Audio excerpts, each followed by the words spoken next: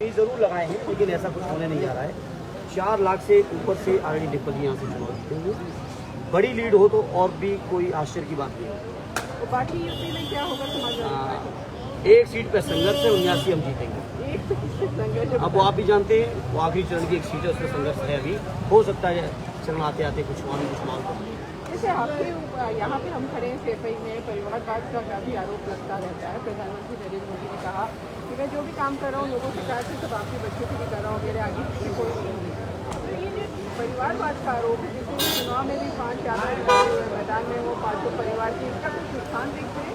मैं कहना चाहता हूँ मोदी जी से या उनकी बात को आगे बढ़ाते हैं कि बताएं क्या बच्चों के 14 में लोगों ने विश्वास किया, पर देश के लोगों ने विश्वास किया, प्रांत का प्रांत आप जीतते चले गए। 20 करोड़ रोजगार देने चाहिए थे मोदी जी को देश के लोगों के बच्चों के लिए, क्या मिले? महंगाई बढ़ाई क्या देश के उनके बच्चों के लिए की क्या लोगों की?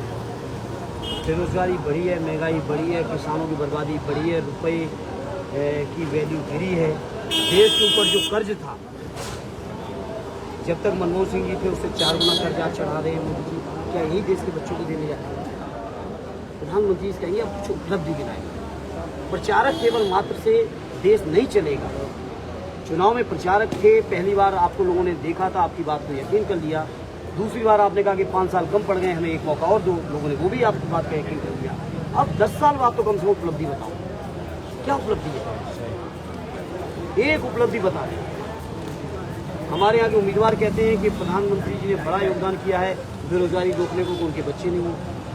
मुख्यमंत्री जी ने बड़ा योगदान किया, उनके बच्चे नहीं। ये हमारे यहाँ के उम्मीदवार बीजेपी के बयान दे रहे हैं। इस तरह की अनर्गल बयान, अनर्गल बातों से देश नहीं चलेगा।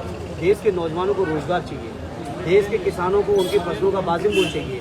स्वामीनाथन जी को भारत रत्न जरूर मिला, लेकिन उनकी कही हुई बात को बीजेपी ने आज तक नहीं माना, आज तक नहीं माना। तो देश के किसानों को चाहिए कि उनकी लागत, सदैव नेताजी कहते थे कि किसानों के परिवार, उनके पत्नी, उनके बच्चों की मेहनत, उनके जानवरों की मेहनत, सारी चीजें जोड़ के जो लागत जुटती है उससे 1.5 गुना समर्थन मूल्य किसानों को मिलना चाहिए। वो तो ठीक है, जो परिवारवाद है देखिए रुचि जी, आप बहुत सीनियर जर्नलिस्ट हैं, यूपी को आपने बहुत कवर किया है।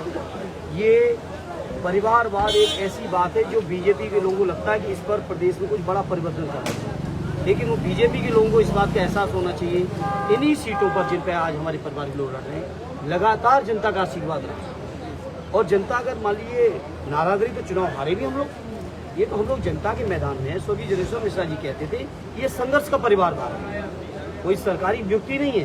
हम लोग जा रहे हैं, जनता की भी सेवा कर रहे हैं। जनता पसंद करती, जिताती भी है, कभी नहीं पसंद किया, हराया भी है, तो जनता के बीच है। लेकिन बीजेपी के लोग जो एक परिवार से चल रहे हैं और उस परिवार के चक्कर में बाबा साहब के संविधान और उनकी आत्मा को जो खत्म करना चाहते हैं, वो देश के लोग स्वीकार नहीं करेंगे। अभी जहाँ आपने सुबह यहाँ रामगोपाल यादव आए थे और उन्होंने राम मंदिर के लिए कहा कि वो बहुत बेकार मंदिर, उन्होंने बहुत मंदिर देखे। मैं चूंकि उनका बयान अभी नहीं सुना हूँ मैडम, इसलिए मैं कोई भी बयान उस बात पर नहीं दूंगा। और जो भी मंदिर बना वो सर्वोच्च न्यायालय के आदेश पे है, और ये बीजेपी के लोग बेवजह क्रेडिट लेने में लगे हैं। कोई भी सरकार होती तो अब वो अलग बात है, नक्शा और बेहतर बन सकता था, उन्होंने नहीं बना, क्योंकि भगवान राम के जो पात्र थे रामायण में, जब उनके साथ भी बीजेपी के लोग छल और धोखा कर सकते हैं, किसी के भी साथ कर सकते हैं। और ये बात मैंने नहीं कही, ये बात स्वयं अरुण गोविल जी ने अपने चुनाव के बाद कही। आपको भी लग रहा है कि नक्शा बेहतर बन सकता था राम मंदिर? बिल्कुल, बहुत सारी अपार संभावनाएं हुई थी और बेहतर, चूंकि मैं उनका बयान नहीं सुना इसलिए मैं उस पर नहीं जानना चाहता हूँ। मैं यही कहता हूँ जो मंदिर बना है वो माननीय सर्वोच्च न्यायालय के आदेश से बना है। सदैव नेताजी के बयान आप सुनेंगे, और आप तो बहुत सीनियर जर्नलिस्ट हैं, आप नेताजी को कवर किया होगा बहुत पहले से। जब भी 90, 91, 92, 93 जब मंदिर आंदोलन चरम पे था, उस समय भी सदैव नेताजी ने एक ही बात कही थी कि या तो बातचीत से रास्ता निकालिए या न्यायालय के फैसले का इंतजार कीजिए। बातचीत से रास्ता कोशिश हुई थी, नहीं निकला, न्यायालय के फैसले पर ये मंदिर बना। तो मैं समझता हूँ ये बीजेपी के लोग वहीं जाना चाहते हैं। बीजेपी के लोग क्यों नहीं आ रहे रोजगार पर? लेकिन आपको क्या नक्शे में क्या प्रॉब्लम है? नहीं, मैं अभी गया नहीं, इसलिए मैं नहीं कुछ कह रहा। मैं ये कहता हूँ बीजेपी के लोग रोजगार पे क्यों नहीं बात कर रहे। मैं ये कहता हूँ कि बीजेपी के लोग किसानों की आमदनी पे क्यों नहीं बात कर रहे हैं। मैं ये कहता हूँ बीजेपी के लोग रुपए की वैल्यू बढ़ाने पर क्यों नहीं बात कर रहे हैं। उस समय स्वर्गीय डॉक्टर मनमोहन सिंह जी को माफी चाहता हूँ, डॉक्टर मनमोहन सिंह जी को किस तरह से अपमानित कर रहे थे बीजेपी के लोग, किस तरह से अपमानित कर रहे थे। उनकी उम्र को लेके रुपए की वैल्यू को जोड़ के कैसे कैसे अपमान नहीं किया बीजेपी लोग। आज बीजेपी के लोग 10 साल राज करके उस बातों पे क्यों नहीं आ रहे? आज क्यों नहीं आ रहे इस पर? तो बीजेपी के लोगों जिन मुद्दों पर 14 में 19 में उठाए थे, आज जनता को भी जाना चाहिए उपलब्धि लेके कि हमने ये कहा था और ये करके दिखाया है। अब कुछ बचे ही नहीं उन पे। बहुत धन्यवाद हमसे बात करने के लिए। धर्मेंद्र जी, मेरा 2 सवाल है, सिर्फ 2 सवाल।